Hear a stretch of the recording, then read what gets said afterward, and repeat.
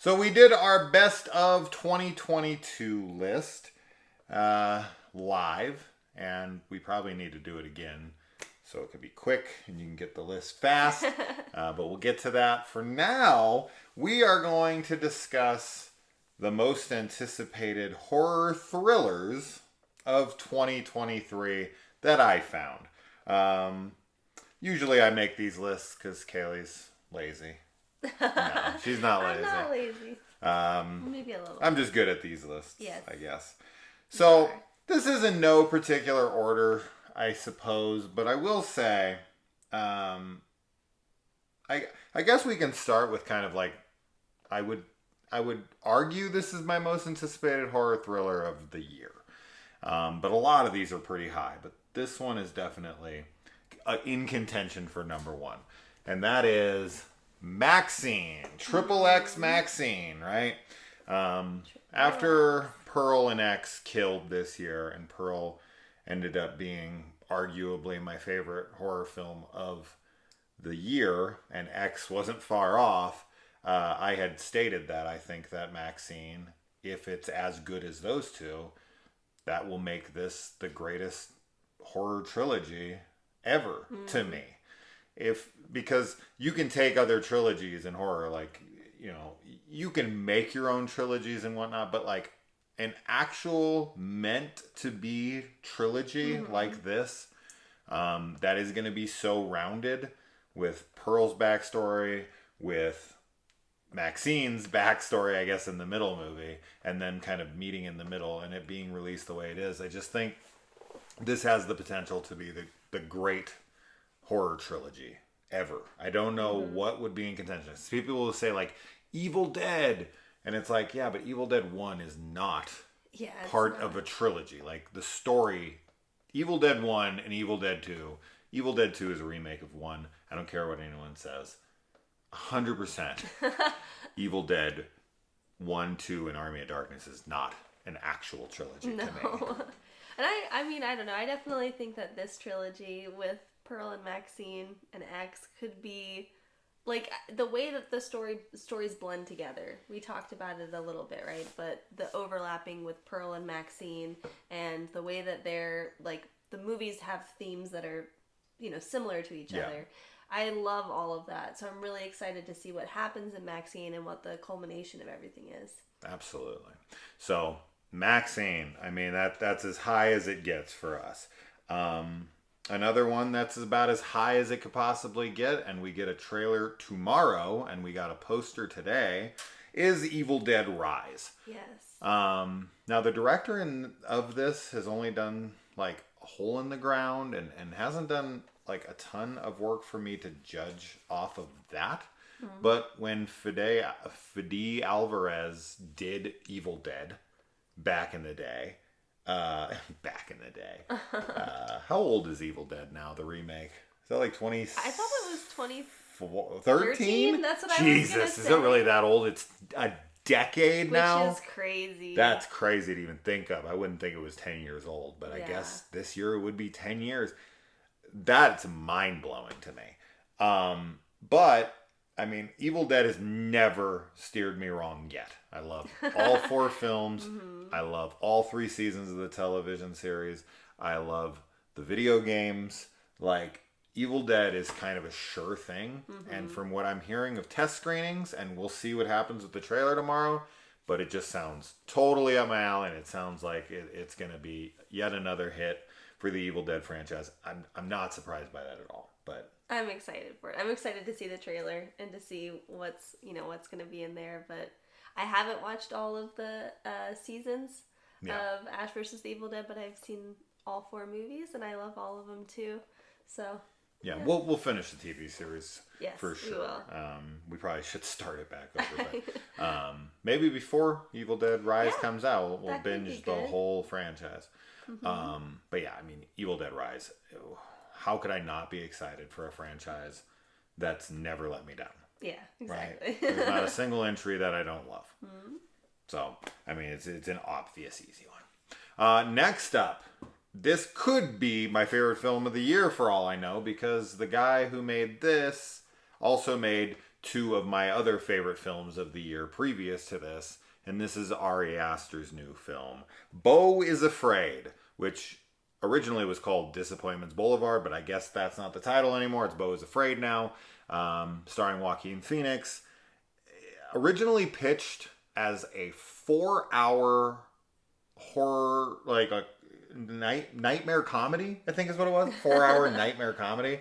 I'm assuming they're going to cut that down to about 3, but that director's cut, like he did with good old Midsommar, if we could get the original 4-hour take. I don't even know if they filmed a 4-hour take, but that's what he originally pitched it at. So I'm hoping that they filmed the 4-hour and that, they probably released the 3-hour in theaters and we love it and we want more and the more is even better. Like with like Lord of the Rings or something where you get this like amazing second cut that makes the film even better.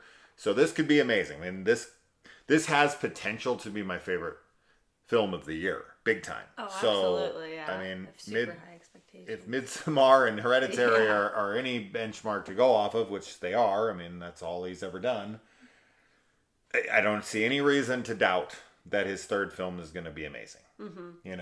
Yeah, I have no idea what this film is about, though, like, at all. Like, I don't know anything about, like, the plot, anything, but I'm insanely excited. I know because nothing just about like it you, either. Midsommar and Hereditary, I love.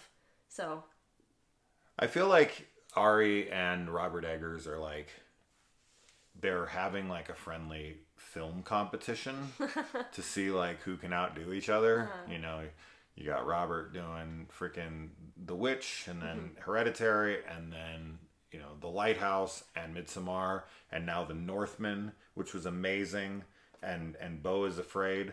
Like, I hope they both continue to keep making films almost simultaneously, like where they're releasing them really close. And they're both of that really high quality caliber. And if you've never seen the interview where they interview each other, highly recommend it because they're two of the greats currently working right now. All right, so getting into some franchise films, I guess Evil Dead is a franchise, and Maxine's now a franchise as well. But getting back to, should I say, getting back to some franchises. Here's another franchise that's never steered me wrong. I've loved every entry in this franchise. And we are finally getting the 5th installment this year with a new director, Patrick Wilson at the helm himself. Insidious, Chapter 5. It says The Dark Realm. I don't know if that's a title for sure, if that's been confirmed or not, but we know it's Insidious 5. Big fan of the Insidious franchise. Yes. I love the third one. It's my favorite in the franchise. I really love the fourth. I've only seen it once. I really am looking forward to watching all 4 again, back to back, before the 5th one comes out. But this one's kind of been like pushed around a little bit. I don't know if it's scheduling conflicts or if there's something behind the scenes or whatever, or hopefully they're just trying to get it right. But let's hope it doesn't suffer like Conjuring 3 did, because we weren't big fans of that one. But Insidious seems to be a sure thing at the moment until it's not.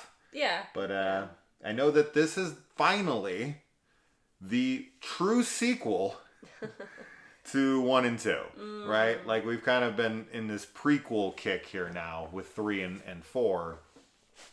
But we're finally going to be after. And even parts of, like, 2, I feel like were prequels, weren't they? It's been a while since I've seen it. Or maybe not. Maybe I'm thinking of something else. But I know 3 and 4 are. So we're finally getting an actual sequel to 2. I'm looking forward to rewatching them as well, because I would love to. But I mean, like you, I love the Insidious franchise. And Patrick Wilson, I'm really excited to see his direction in this, because I'm a big fan of him. Yeah. But the Insidious installments, like, I don't know. I really love Insidious and the Conjuring universe, and I know a lot of people kind of like knock people for liking those as like lesser horror movies, but I think that they're really well done for the most part, and I'm just excited. So far, I'm just excited for everything on this list. The Conjuring universe can definitely be gimmicky, right? Like, sure. With the Nun and the Annabelle and all that stuff. But I don't know. I like most of it. We have the Nun 2 coming out this year, supposedly. I didn't like the first Nun very much, Yeah. so I don't know what to expect from that. But hey, I mean, Ouija Origin of Evil Oh my god. is like one of the... It might be the biggest upgrade in sequel history. So it's so good. you never know, Yeah. right? Now, you know, I don't think Mike Flanagan or someone of his caliber is coming in to direct The Nun 2. I don't know who's doing The Nun 2. It's probably like Michael Chavez or something. I have no idea. Yeah, I'll have to look it up, but I'll see it. I'm sure I'll see it, sure. But I'm not. We'll give it a shot. I'm not excited about it, but hopefully it'll sway me. But Insidious, yeah. Next up is another massive, obvious one that I cannot even begin to tell you how excited I am, because this is the 10th installment in my favorite horror franchise, and the director of my favorite film in this franchise, Kevin Grutart, Gruder, I'd never know how to say the guy's last name, is coming back to direct Saw X. And the thing, okay, so the director has me stoked out of my mind. The writers have me extremely worried.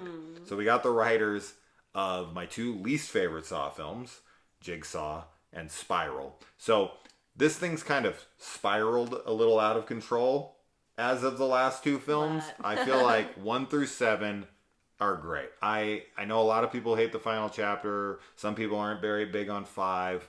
Whatever. For us Saw fans, us Saw fanatics, you know, we're usually really big fans of the first 7. Then Jigsaw is a downgrade, and then Spiral is kind of hit or miss depending on who you talk to. We didn't like it at all.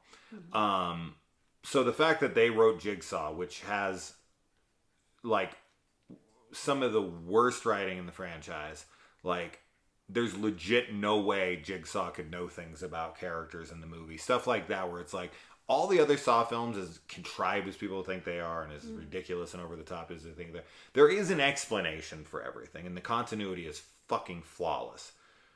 But in Jigsaw, that's when shit like gets lazy. And that's when they brought in writers who clearly didn't care about the property as much as Lee Winnell, as James Wan, as Patrick Melton, as Marcus Dunstan, as Darren Lynn Bousman, and whatever.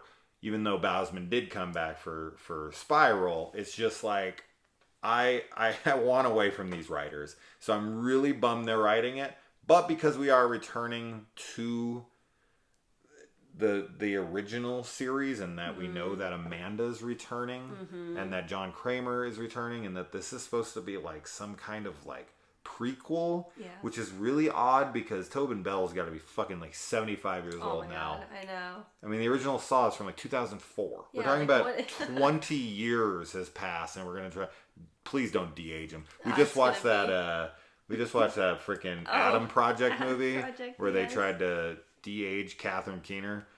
Horrible. It was so bad. Horrible. It was so bad. I hope that they don't do Last that. of Us is on the TV. Oh my goodness. Speaking of our most anticipated horror thing of the year, period. That's funny. I mean, ironic that comes on the TV right now. But The Last of Us is number one most anticipated thing of the year. Horror, otherwise, does not matter. Of life. Yes. Yes. So excited for it. Oh my god, I can't even look at it right now. And we just started we just started another playthrough, and it's been... Of the remake. Yeah, that's so good. So, with Saw, I'm, of course, excited, just like I am about everything. This is like definitely a franchise that I would like to rewatch, of course, because you know so much more about it than I do, and I like to try and like be prepared with the new movies, but where we would find the time to do that, I don't know. But I don't know what to expect. I mean, I wasn't a fan of Spiral. Jigsaw I'm like okay with, but it's definitely not my favorite, so Spiral is the one I want to rewatch the most. Yeah. Because I've only seen it once, and I'm hoping that I don't dislike it as much as I did the first time. Sure. I mean, if we like it more, that would be so much better. I would be fine with I'd be fine with it being on that level of Jigsaw, where I'm just like whatever about it. Where I'm like, it was fine, right? I'm okay with that, but I really don't like Spiral. Yeah, I know. Like I really didn't like it, so that's a huge bummer. But anyway, Saw X. Sign me up. All right, next up on the horror thriller list, we got a thriller. And honestly, the title. It's just the title. Because this is so my kind of film. This is the kind of shit. The fact that it's the cast, it's the title, it's the director. They're all so interesting. And this, of course, is Cocaine Bear. Cocaine Bear. I mean, what? My Cocaine Bear. The fact that this is going to theaters in February is wild to me. Like, what? We're getting Cocaine Bear, directed by Elizabeth Banks. What? Elizabeth Banks is directing Cocaine Bear. And the cast is wild. You got Han Solo himself, Alden Ehrenreich. I know Harrison Ford. No, okay, let's bring it. The equate version. Of Han Solo. You've got so many freaking names in this movie. Kerry Russell, freaking Ray Liotta. This is his last movie he ever made. He died like right after this. Oh gosh. Hopefully he wasn't doing too much cocaine with the bear, and that's what happened to him. I hope not. But you never know. This could be stupid as shit. Oh my god, but this could be so fun and amazing, and like that's what I want it to be. Of course, is just to be an incredibly fun movie. This is definitely one of those ones you're gonna go in like, let's see, like, oh god, this could be so bad. This could be. I know. This could be a total waste of time, and like, oh, it didn't live up to the name at all. Or it could be amazing. Or it could be. So I'm gonna have fingers crossed that we go into it and we walk out like, I want to be laughing a lot. Yes. Right. This is a comedy, but I want it to be graphic. I want it to be gory. Yeah. And insane. I want it to live up to the type of fucking Cocaine Bear. 100%. I want to see a bear just fucking scar face up some cocaine and then scar some faces. Ooh. Yeah. Yes. Yes. Yes, I agree. They got to make a Scarface line in this with him doing so much cocaine and cutting people's faces up with his claws. But whatever. Very exciting. Cocaine Bear. Now, this next one, there is not confirmation that it's coming out this year. But it just has to. I don't see how it's not going to. It was supposed to come out this last year. It didn't. They've pulled it. They've not given us a date, but I'm telling you it's coming out this year. And this is another insanely anticipated film. This is Gary Dauberman's Salem's Lot. Oh my gosh, yeah. So, yeah, maybe it won't come out in 2023. I don't see what the hell they're waiting on. Because we know this shit's in post-production. We've heard that this film is competent and good, right? Like we've gotten, there's enough here. Like, I don't know what the hang up is. I don't know if they're trying to like move it around or reshoot it or I don't know what's going on. Know, but I want it. But with Gary Dauberman writing It Chapter 1 and 2, with Gary Dauberman writing and directing Annabelle Comes Home. He also wrote Annabelle Creation, and I think he also wrote Annabelle 1, but I don't hate that movie like everyone else does. But 2's really good, and 3's freaking awesome. And he directed 3, which is my favorite Annabelle movie. In fact, it might even be my favorite Conjuring Universe film. So him being able to direct as well as he did in Annabelle Comes Home is his directorial debut. And him adapting King's work in It Chapter 1 and 2, as well as he did in the writing department. This is just a marriage made in heaven for me. Yes, absolutely. So it's my favorite Stephen King book, right?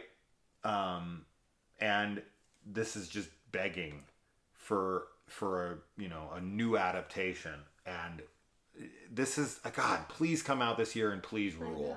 I want this to be in my top 10. Yes, absolutely. I want this to be top 5, number 1. I don't care.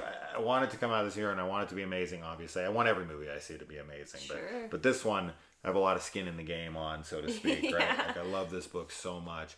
I've been praising Dauberman's directing and Annabelle. I think his adapting skills of scripts off of big source material like it is incredible. So A lot riding on this here, but give us some big 3 hour freaking epic. Oh my gosh, yeah, absolutely. I mean, I love it. Chapter 1 and 2. I think they're fantastic adaptations. Even though it's like with King's work, like especially with longer novels, there's so many things that you have to like try and take into account. And Salem's Lot isn't like his longest work, but it's still a pretty like decent sized novel, So there is a lot to unpack. But I would love like a 3 hour film just going into everything. If that's possible, that would be great. Sure. I mean, in order to do it right, I think you're going to have to make it at least 2.5 hours. So, anyway. So now this is a film that only got on here, and this is where we may lose some of our audience because I know there's so many people who hate Halloween Ends, and that's okay. I actually had a really good conversation with Alex King today, a podcaster from Beyond the Void horror podcast. Check him out. Good guy. He also has a YouTube channel. But him and I actually got in a really fun discussion and debate today. He absolutely hates Halloween Ends. I love it. And we went back and forth and we had a really fun conversation. And at the end of it was very amicable and cool. And we both were like, really sweet about it the whole time. We were just kind of like arguing our points back and forth. So that was a cool conversation. Anyway, that being said, this wouldn't have been on my list until Halloween Ends came out, which was only like 2 months ago, which feels wild. I feel like Ends came out 6 months ago. I don't know how. Just because of how much controversy, it just feels like it's been controversial for so long, and there's been so much hate. It feels like it's packed into 6 months to a year of hatred. But it's only been like a couple months. But anyways, because of what they did with Halloween Ends, I am insanely now looking forward to The Exorcist. I wouldn't have been had we just went off of Halloween 2018 and Halloween Kills. I'm not big on those. I don't hate them. I just am kind of middle of the road on them both. But I'm hoping he continues his trend of like taking swings and doing risky stuff. And, I don't know though. I don't know. With the response of Halloween Ends and how much people hate it, this is when studios crack down on directors and they're like, look, we took a risk. We let you do your thing on Halloween Ends. It didn't work out. Didn't like it. And now you got to go back to safe shit. Oh, so I can definitely see that being the case.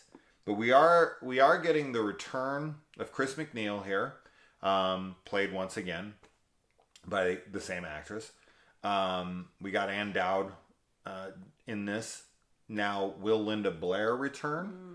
I don't know. I don't know either. Yeah. It would be cool and interesting for sure. I'm excited for it, but I don't really know what to expect.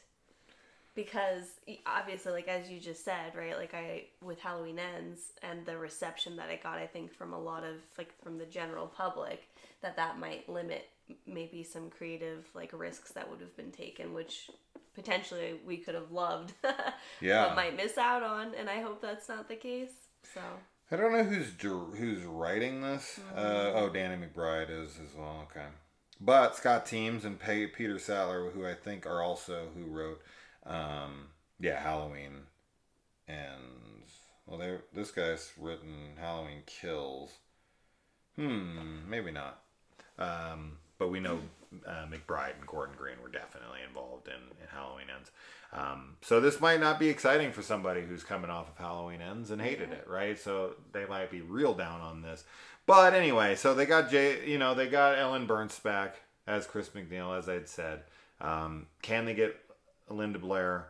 We'll see. I don't know if she'd want to do it. I don't know if they have any interest in her doing it. Not really sure how I'd feel about Reagan getting possessed again, but I can definitely see, they did this with Halloween 2018, right? Let's bring back Laurie. You got to bring back the legacy characters. Sure.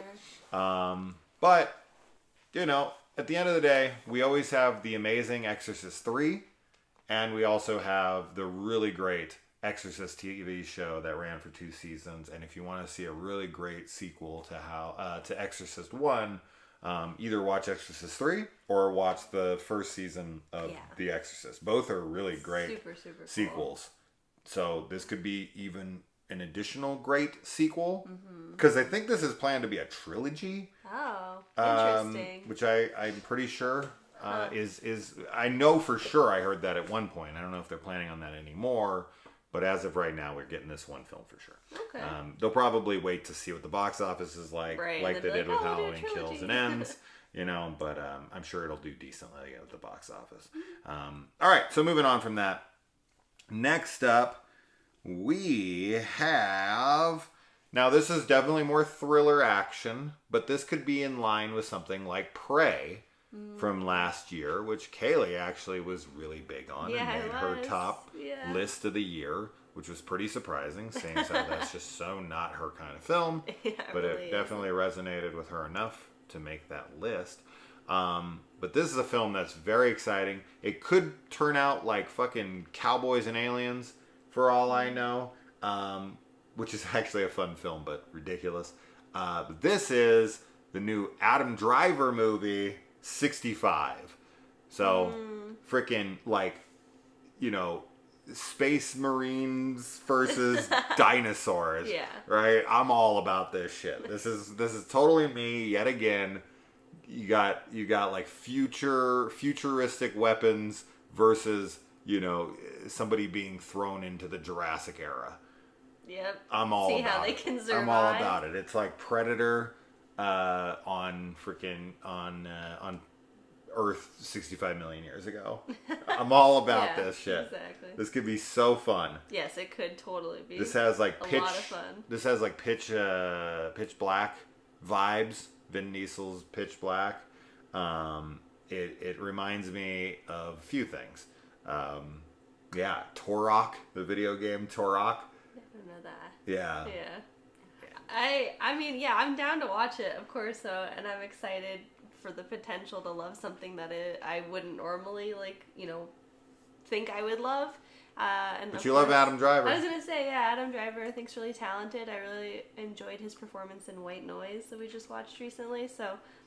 Yeah, I'll see him fight some dinosaurs. Why not? Yeah, do it. Could Kylo. be totally stupid, but I don't care. So now the most recent film on this list, I think. Or actually, no, one of these. Nope, the last one will be.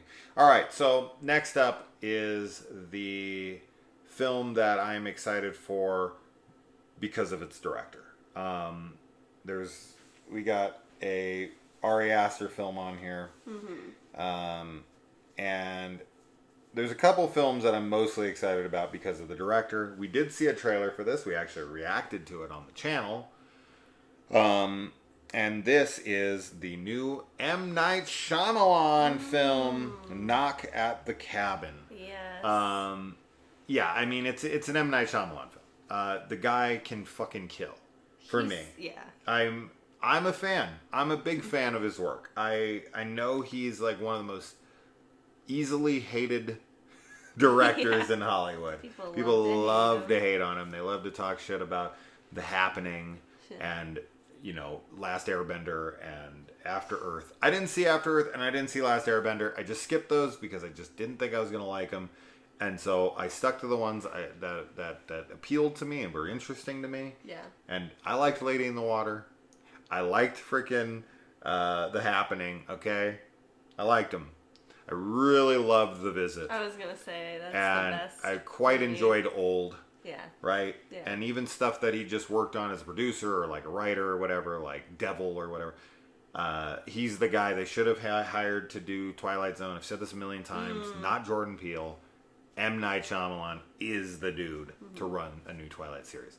Twilight Zone. Not the Twilight series. Edward Cullen. But yeah, I mean, Dave Bautista's killing it lately. Dave Bautista. He's just fucking amazing. Whether he's done good. Blade Runner 2049 or freaking Guardians of the Galaxy or Glass Onion or whatever. He's just awesome. He's so awesome, and I love him. I'm very excited to see him in this role. I think a villain. As a villain and in a serious kind of vein. I think that'll be really cool.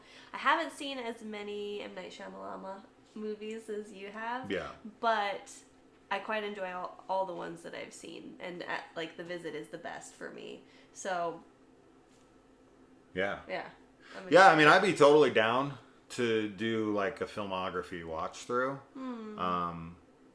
But yeah, I really like the Unbreakable trilogy. The Village is cool. The Village is the Signs first is good. one I saw. Sixth Sense is good. Like, yeah, I mean, I'm a big fan of his yeah, work. Like all those are great. So, Knock at the Cabin. Definitely looking forward to it. I got no reason not to. Yeah. And what I love about M. Night is that he goes in and he swings for the fences. Right? Like, that's what it always feels like to me. He always wants to come in with some unique, interesting story. Yeah. And he goes for, like, these big twists, and he likes to throw in, like, a random sequel tie-in at the end of his movies and shit. And you're just like, just give it to me, bro. Just give it to me. I'm so into it. Yeah. I'm with you 100%. Let's do this. So, next up, we've got a really cool marriage here. We've got director Brandon Cronenberg, which is coming off the success of Possessor, which Kaylee and I watched together recently. I'd seen it before, but I got the 4K copy of it from my buddy Wyatt, and we got to rewatch that. It's a cool film. Really cool. So you got Brandon Cronenberg, and you've got star Mia Goth herself in a new horror film called Infinity Pool. I know nothing about it, but with Brandon Cronenberg, it's going to be body horror. Yeah. And it's got Mia Goth. Yeah. You're like, could I be more signed up? Me up. Yeah. I mean, just throw some Anya Taylor-Joy in here and it's over. Yeah, I literally don't think I knew about this at all until this second. Or if I did, I forgot. So. Perfect. Surprise. Yeah, surprise. Yeah, I mean, It'll the be director of interesting Possessor. Yeah. With Mia Goth. Could be a really good Son combo, of David sure. Cronenberg. Yes. I mean, there you go. Body horror for sure. Yes. So, all right. And lastly, I don't know what else to say about Infinity Pool. It says, find out what kind of a creature you really are. Ooh. While staying at an isolated resort, James and E.M., are enjoying a perfect vacation of pristine beaches, exceptional staff, and soaking up the sun, but guided by the seductive and mysterious Gabby. I wonder who's Gabby. Who's Gabby? Gabby is probably Mia Goth. But she could be M. I don't know. They venture outside the resort grounds and find themselves in a culture filled with violence. Hedonism? Hedonism, yeah, thank you. How'd you know that? I just assumed it would be that. That's fucking wild that you would go for that. Violence and hedonism go hand And in hand. untold horror. Hedonism. Yes. Yeah, I definitely stuttered on that word for sure. It's not a word I see written very often. Oh, okay. Hedonism. Wow. Yeah. Okay. So, I can read. I read okay. He reads every night. He practices with his picture books. I do. ABC. All right. Lastly is a sequel. We'll call it a spiritual sequel, a sister sequel. I don't think it will have anything to do with the first film, but it is technically the next film in an anthology series, I would assume. Same directors and whatnot. To one of my very favorite thrillers of recent memory. And arguably, like, the best laptop thriller or laptop horror. Right there with Unfriended. They're real close neck and neck. That film, of course, was Searching with John Cho. Phenomenal. Love it. One of the best freaking thrillers I've ever watched. And this is the follow-up film, Missing. So, Missing, I don't know. No one disappears without a trace. So, obviously, this is going to be in the same vein, same style, right? Laptop, computer. There's The Last of Us again. Oh, man. We've got, surveillance video and news clips and whatever. They incorporate all these different elements to make it seem as real as humanly possible. It is coming out here really soon. This month. In January. It's 106 minutes. I'm sure it's going to be PG-13 like the first one. But as good as Searching is, there's no reason for me not to give Missing a chance. I thought it was fucking phenomenal. Yeah. I really love laptop horror too, so I'm excited about that part of it. And I enjoyed searching. I think it's definitely a more like realistic, like messed up type of horror, very, true crime-ish. I'm pretty sure I've seen like every laptop horror movie ever made. I'm pretty You sure. probably have. I don't know of any it. that I haven't seen. Yeah. The Den, They're Open just, Windows. They're so cool. I really like them. Freaking, yeah, I can go on for a while. Yeah. There's not a ton. Unfriended Dark Web. That one we just watched recently. Yeah, that I was really Deadware. Deadware, yeah. Remember, yeah. Mm-hmm. And then, yeah, I mean, I've named a good amount of them, not all of them, but I think I've seen friggin' every one of them. Yeah. If the one exists, I would be surprised, because for some reason I always seem to find them, and I dig them. Ratter was another one. But yeah, so that's that. That is 12 films to really look forward to in 2023, and this is just the ones we know of. There's right? another one. There's going to be tons more to come. Netflix and Amazon Prime and Hulu and all these companies will definitely be dropping it, because Netflix never tells you what the hell they're making until like a day before it drops. A minute before. So we might get all sorts of kick-ass sequels and new properties. We might get a new Fear Street movie at some point. Probably, I would say next year is more than likely with that, because they did hire a director, but I can't imagine they're going to get anything out this year. I'm sure you're really excited for Scream 6. Yes. Which is coming out in March. In March. And I'm looking forward to it. I'm actually really excited for Megan, which we're that comes gonna out see this week. Yes. We can see it in 2 days. Yeah, but I'm very excited for that. So. Yeah.